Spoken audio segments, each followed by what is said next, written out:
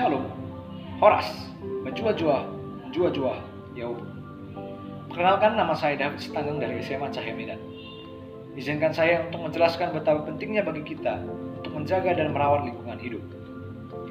Pertama-tama, mari kita panjatkan puji dan syukur kepada Tuhan Yang Maha Esa, karena atas berkat rahmat dan penyertaan-Nya kita bisa menyelenggarakan lomba ini tanpa kekurangan suatu apapun. Terima kasih juga saya ucapkan kepada Yayasan Sri Amal Medan serta jajaran panitia penyelenggara atas kesempatan yang telah diberikan. Menurut harian Tribun Medan, Medan adalah kota terkotor se-Indonesia pada tahun 2018, 2019, bahkan hingga saat ini. Memalukan bukan?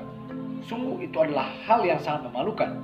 Apalagi mengingat Medan pernah dinobatkan sebagai kota terbersih se-Indonesia untuk 3 tahun berturut, yaitu tahun 2012, 2013, serta 2014. Lalu, apakah kalian mau dicap sebagai penghuni kota terkotor se-Indonesia? Atau bahkan mungkin sekaligus penyebab kota terkotor tersebut? Tanpa kalian jawab pun saya sudah tahu apa yang menjadi jawaban kalian.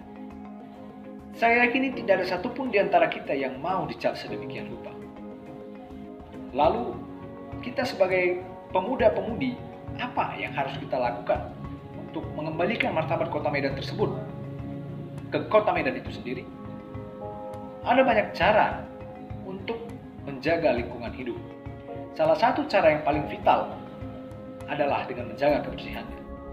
Dengan menjaga kebersihannya, kita bisa melakukan dua hal tersebut secara bersamaan. Kita bisa merawat lingkungan sekaligus melestarikan komponen hayati yang ada di dalamnya. Lalu, tindakan apa yang bisa kita lakukan? Tindakan apa yang bisa kita implementasikan terhadap rencana yang kita rencanakan tadi, yaitu menjaga lingkungan hidup? Ada satu tindakan kecil yang bisa dilakukan oleh siapapun, kapanpun dan dimanapun, yaitu membuang sampah pada tempatnya. Dengan membuang sampah pada tempatnya, ada beberapa dampak yang secara langsung bisa kita rasakan, seperti udara semakin bersih, kesuburan tanah terjaga, dan suasana yang rindang.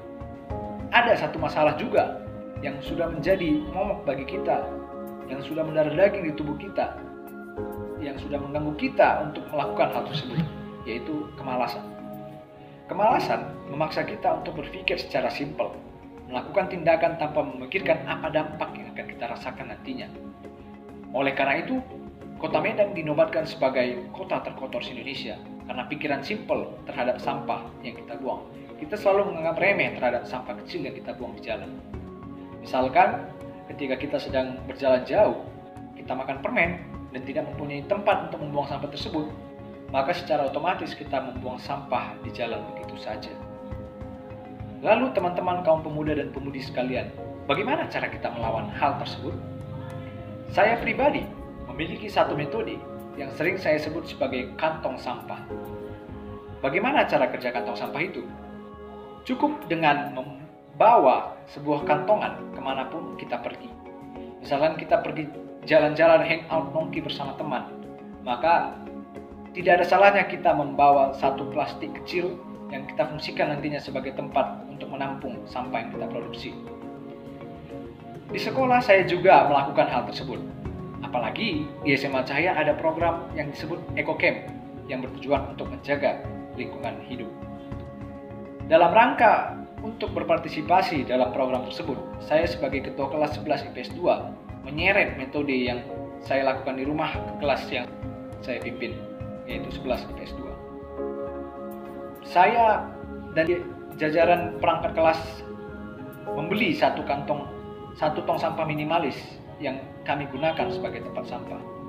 Kami juga membuat peraturan akan mendenda siapapun yang ketahuan membuang sampah sembarangan. Langkah kecil ini berdampak masif, bukan? Tentu.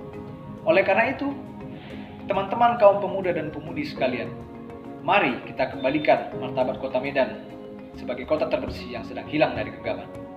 Bersama kita bisa.